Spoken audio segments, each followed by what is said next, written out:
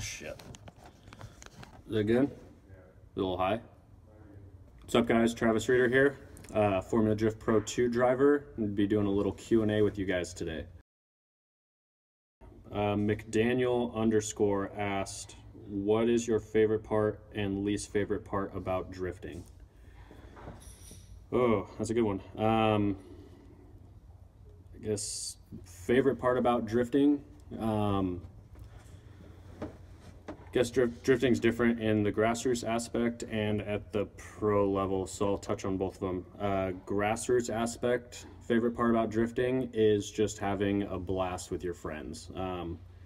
Just hanging out with all your homies. If all your homies have cars, there's nothing better than bashing doors with your friends at the track all day and just having the time of your life, dude. It's super awesome. Favorite part about drifting on the professional level is the fans for me. Talking to people who are getting into it and are super interested in the same things you're interested in. It's super rad to see them getting pumped, talking to you about getting into like the upper levels of drifting. It's just super rad to touch base with dudes you don't know and just answer some of their questions. Everyone that I've met at FD events has been super cool. I mean, obviously it's only been 2 of them so far, Orlando and Atlanta. But yeah, that was probably my favorite part, was talking to kids come up and chat with you about your car and ask you questions on how you got into it. The least favorite part about drifting, definitely drama. The drift scene, I guess there's drama in anything you're involved in, but the drama within the drift scene definitely gets kind of annoying. There's always cliques and people who don't like other people, and people argue about nonsense, and they kind of overlook the fact that everyone's there to enjoy drifting and they're there for the same reason. So stop causing drama at the track, guys. A hungry Julian. Travis Reeder, is T5 still hot or nah? T5, not many people are going to know what T5 is. Growing up in Portland, T5 is a port across the river from us. I'm from Vancouver and Washington, so we're just right across the bridge from Portland. T5 is a port with a bunch of abandoned warehouse buildings, industrial areas, or Mexico, as you could call it. We used to spend a lot of time there in streetcars back in the day. And yes, Julian, it is definitely still hot. We do not go there anymore. T-Crix86, what do you do outside of drifting in cars for fun? That's a tough one. Man, drifting and cars has pretty much consumed my life for the past like 8 or 9 years. So I guess just some fun things to do is just go kick it with the homies, you know, go out to the woods, ride dirt bikes, shoot guns, things like that. Just kind of, it's fun to kind of branch out from drifting in cars, take a break occasionally, but pretty much most of my time is consumed with cars and drifting at this point, so don't really have much free time to do anything else other than crack old ones with the boys. Lars Jansen 9 asked, how much did your car cost to build? Oh God, I haven't calculated that in a while. It probably hurt my brain. I've been building this car since I was 17, so it's kind of hard to keep track. Obviously once you step up to like the pro level, especially like even Pro 2, it gets kind of expensive kind of quick. There's some mandatory things that are needed to make the car reliable throughout the season and be competitive. So if you were to build, I guess I'll just say, if you were to build my car to the exact specs that it's at, granted I've been putting money into it since I was 17, pretty much every paycheck, and had a little bit of help from family. You know, it's hard to do on your own, but if I were to build it, it'd probably cost like a minimum of probably 40 grand, depending on buying new or used parts and who's going to help you with fab work, things like that. If you do most of it yourself, you can save some money there, but if you have a shop going through and helping you with the car, it gets spendy pretty quick with labor. That stuff's not cheap, but yeah, probably 40 on on the cheaper end of it, to be honest. Let's see what else. Insta Ludwig asked, do you drift on Assetto Corsa? If you don't, you should start. It's a good learning game. Have not played Assetto Corsa, but once with a friend on his little simulator. I did, however, play. I was really into Gran Turismo 5, Gran Turismo 6. Had a wheel set up with that. Used to jam out on that a long time ago. That's as far as I got into like kind of simulators. I got a real car after that, and it's kind of game over. Art of Tuning asked, how many times have you wanted to quit due to bad judging? It's an interesting question. Drifting with any other judge sport is always a little different. Obviously, the judges have their set criteria they go off of. Sometimes you may not agree with it. Sometimes other people don't agree with the calls. It's something you kind of got to just sit back and accept. Luckily, I haven't really been involved in too many questionable calls. I feel I don't really like to question judges that often. I kind of look at that as if they make a questionable call in someone else's eyes or in my eyes, then that just means I didn't push hard enough to make it a clear-cut win. So I just kind of take that as a constructive criticism and strive harder next round. So never really wanted to quit due to it. It's just kind of the name of the game, and you deal with it as it comes. Tito3KR asked, what kind of power are you making on your Pro 2 setup? Anything you would want to change if you pass into Pro 1 class? That's kind of a two-part question, so I'll get into that as we go through. What kind of power? My car currently makes 540 at the tire.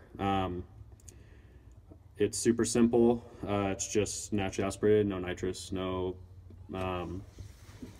force induction, no nothing like that, just all motor. A little high on the compression side, but it's makes plenty of torque. We're on kind of a small tire this year due to rules. We're stuck with a 255, and the cars have to be a little heavy. So anything over, from what I feel, anything over the 500-600 wheel horsepower range, in my eyes, kind of wasted power. You got to be able to put it to the ground. And as far as our tires are limited, I don't see the need for much more. It all comes down to really suspension.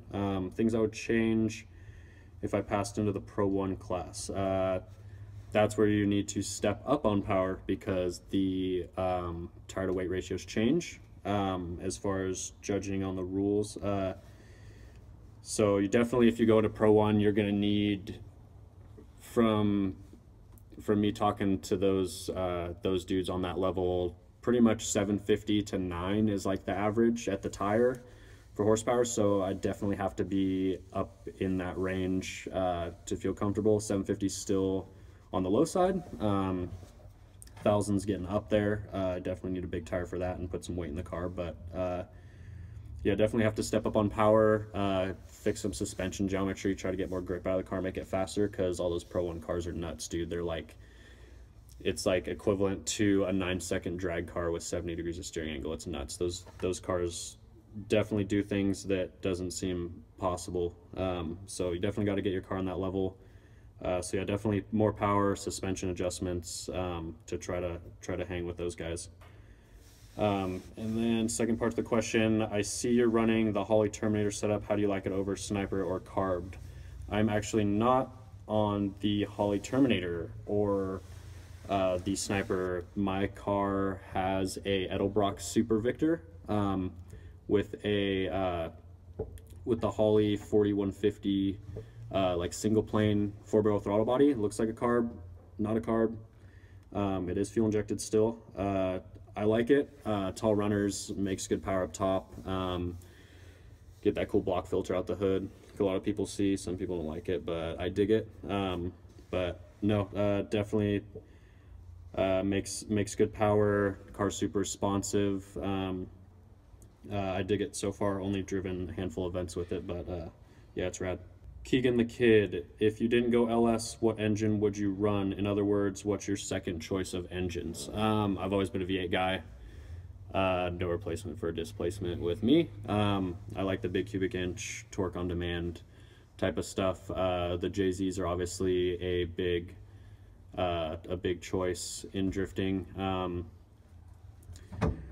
So if I weren't into V8s, I'd probably do a JZ car. I'm not a huge fan of the turbo cars. Just not my preference. They definitely rip. They work, obviously, they're proven. If I did, I definitely need to get rid of some of that turbo lag because I'm not used to that. Pyro HHS asks, what was your first tuning car and what did you do to it? First car was a 1990 Toyota pickup, little single cab, short bed, 2-wheel drive pickup. I was 15 when I got that thing. Me and Gramps lowered the thing down, put some wheels on it, painted the thing, did the whole, I welded the diff once, broke that a couple times, sorry Dad, he wasn't stoked about that one. But yeah, that was the first truck, I guess. Started goofing off in, doing burnouts, donuts, and, you know, just goofing off, trying to make that thing go sideways. Pretty difficult, but made it work, and then eventually stepped up to an S chassis, the one I'm sitting in right now, actually. So yeah, Toyota pickup, first car. J_Hazy060. When you're in competition, do you feel pressured, or are you still out there just having a blast like you're not competing? As far as competition goes, a lot of it is mental. It's a big head game. Sitting on the starting line, the anticipation gets to you. It gets pretty wild, super hectic up there.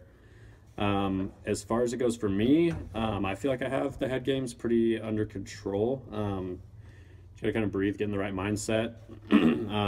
After first qualifying run in Orlando, Orlando was my first ever pro event, so obviously it gets a little nerve-wracking.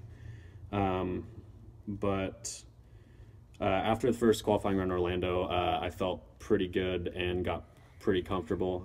Just got the jitters shaken off, and getting through competition there and into Atlanta.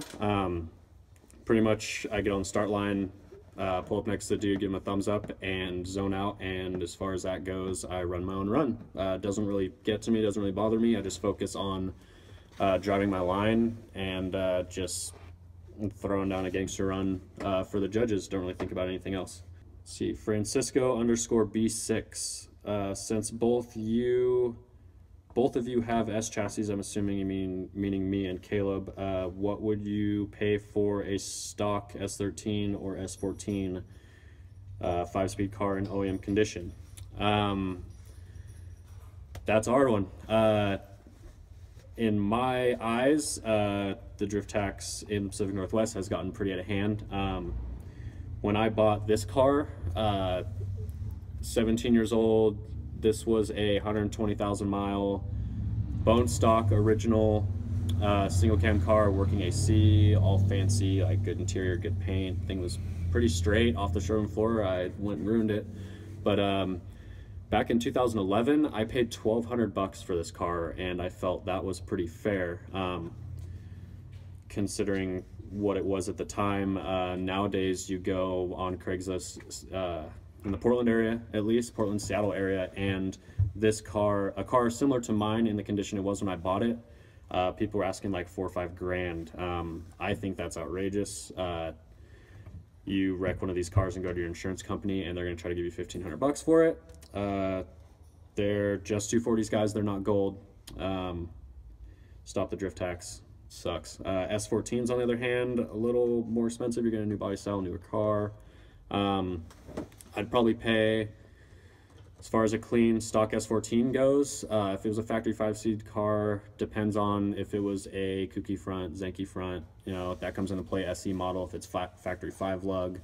But I'd be comfortable S14 in stock condition, probably like $3,500 is what I would pay max, depending on how straight it is. I'm cheap though.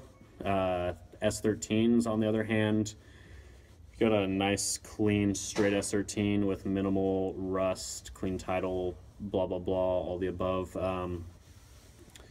Depending obviously a lot of stuff comes into play, but probably 3 grand is probably the max for me as far as a stock S13 goes. Okay, Can Riano, how did you get a job at Nameless Performance, and what steps did you take as far as schooling? It's a 2-part question. I'll get to the rest later. Job at Nameless Performance. I used to work for a chain of dealerships in Portland. Didn't like doing the dealership mechanic thing. Wanted a change of pace. I was into drifting, and the dealership wasn't really supportive of me taking time off for events, and I wanted to step up, so I started looking. Cameron Moore is actually one of my good friends. Grew up drifting with that kid. He's out in Battleground, probably 20 minutes from my house. So he was in touch with Nameless Performance at the time. He set me up with John and Jason for an interview, kind of chatted with them over a couple weeks, and they gave me a call, and went and started a couple weeks later. So Cameron hooked me up. Thanks for the hookup, Cameron. Appreciate it. Steps I took as far as schooling, no school, just started there as just an entry-level fabricator, I guess, just building parts for their exhaust systems, cutting tubes, packing mufflers, things like that, and knew I didn't want to stay at that position for very long, so I started jumping on their TIG welders after work. Over probably 3 months, put in like an hour and a half a day, just playing with a TIG welder, playing with stainless, just trying to build skills, talking to John and Jason about what they were looking for as far as techniques and what parts they needed help with at the time, and got good enough in their eyes to where they wanted to bump me up, so just started welding full-time for them and haven't looked back ever since. Been there about a year. Ken Riano, same question, second part. Any tips to those who want to become Formula Drift drivers and or mechanics? Formula D is an interesting subject for most people. Formula D is the dream, obviously, of competitive drifting in the United States and pretty much the world at this point. It's kind of the top level. Everyone wants to do it. Everyone wants to get into it. Unfortunately, it is extremely expensive. So tips to those who want to become FD drivers: keep everything simple and reliable. Save as much money as possible. Don't go overboard with builds. Don't try to be crazy. Just focus on getting as much seat time as possible and keeping the car together. That's really, really important. A lot of people go overboard with builds and spend so much downtime to where they lose track of, lose motivation. They kind of just fall out and don't really get back in. So keep the momentum going. Do whatever you got to do to stay on track and stay focused. And most importantly, don't forget about the fun aspect of it. As soon as it stops becoming fun, that's when you should step out, as far as I'm concerned. Yeah, just keep it simple, keep it as cheap as possible. A lot of us aren't made of money. Some people are blessed with no financial barrier, so that's super awesome that people are able to do that. But as far as I didn't come from a lot of money. My family, so it was all about just pinching my pennies and making every dollar work. Yeah, so save your money, don't go overboard on builds. Seat time, have fun. Let's see. Sucky Charms. How many drift cars have you had and what were they? I've had a handful of S chassis, E36 BMWs. Had, let's see, 4 240s now and 3 E36s. So, yeah, just kind of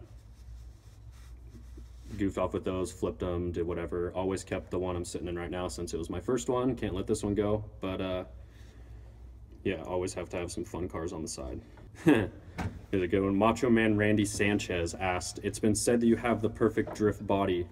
How do you do it? Super broke drift kid, eat a bunch of cheeseburgers, and don't work out. Super great. Gets you really in shape for the track, you know. Keeps the weight up. Just kidding. I have an extremely fast metabolism, and I eat nothing but junk food, so I should probably change that. But Jay Robbo asked, do you wish there were more or less events in the FD calendar year. As far as Pro 2 goes, 4 events I think is good because there's not many guys in Pro 2 that have the budget to run 8 events like the Pro 1 dudes. So 4 kind of get that big gap between the East Coast and West Coast rounds, which is kind of good to recoup and get the cars back together. Less than 4 I think would be kind of rough, but 4, maybe 5 at the most, I think it's pretty good for Pro 2. As far as Pro 1, 8 gets a little crazy. That's an event a month, sometimes 2 a month. You gotta have big budgets for that and have the time to take off work if you have a day job. But yeah, 4 or 5 for Pro 2 is pretty good in my eyes. Loki_J, Travis Reader, is it easy to keep a car in angle when your tire debeads? No, it feels like garbage. It turns into an ice skating rink. The grip goes away. The car just wants to, depending on which side you lose the tire on. I had plenty of practice at Orlando, so I kind of knew what it felt like, but when the tire came off, I definitely knew, and it felt like shit. So I just kind of had to grab a gear and bury it and hope that it worked out, and in that case, it ended up working out. So happy for that. Oh, good one. Koenig Wheels USA. Shout out to Scott at Koenig. Let's see. What does it take coming from Pro-Am to Pro 2 and adjustments you had to make in your program, overall changes to the car to ensure you can compete at the new level? Going from Pro-Am to Pro 2, night and day. I'm sure it'd be the same step in a Pro 1, but going from Pro-Am to Pro 2 was almost a culture shock. Everything gets a lot more serious. The builds are bigger, the budgets are bigger, the skill level is definitely higher. So adjustments I had to make, just make sure the car was 100% reliable. Last thing I wanted to do was drive all the way to Orlando or Atlanta and have a mechanical failure and not be able to run. So just kept the car reliable, tried to get as much testing as possible. Unfortunately, I didn't, but it ended up working out. Car held together. So just keeping everything reliable. Also, the driving level is a lot higher. The cars are faster. The dudes are more consistent. So you just got to be on your A game mentally. And obviously the car's got to stay in one piece also. So that was an adjustment in itself. Bigger budget. Also, you got to make sure, make sure financially you don't put yourself in the hole to make it happen. Be smart about that because you can easily get yourself buried and it's really hard to dig out after that. So just operating the program within my means as far as budget and you know, just reliability of the car, things like that. Get out of here, bro. Okay, looks like we're gonna get into the last question here. You are killing me, Logan. Get out of here. Last question. Sideways Fab. Fuck one, marry one, kill one, go. Caleb Quanbeck, Jared Deanda, Formula Derp. Oh god, that's hard. Okay, let's see. Dude, I have to answer this right now. Okay. Let's see. Probably gonna marry Caleb. Caleb's a homie of mine. Good dude, no homo, but hooked me up with a lot of cool people, and he's just a homie. So, homie for life, Caleb. We're married. I would probably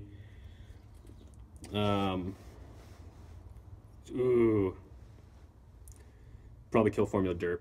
Sorry, Derp, but I don't know you on a personal level because you don't reveal yourself, but I am a fan of the page. I'm just kind of stuck in a bind here. Hope you understand. And fuck Jared, dude. It's the hair. It's the hair gets me. It's pretty. You know, he's a talker. The tattoos. Yeah, it's good. Jared, if you're watching, what's up, girl? Yeah, so looks like we're gonna wrap it up with that. Just want to thank everybody for watching. Thanks, Caleb, for giving me the opportunity for this. Everybody follow me on Instagram at Travis Reader, and anyone who can make it to Seattle or Texas, we'll see you guys there, ready to party.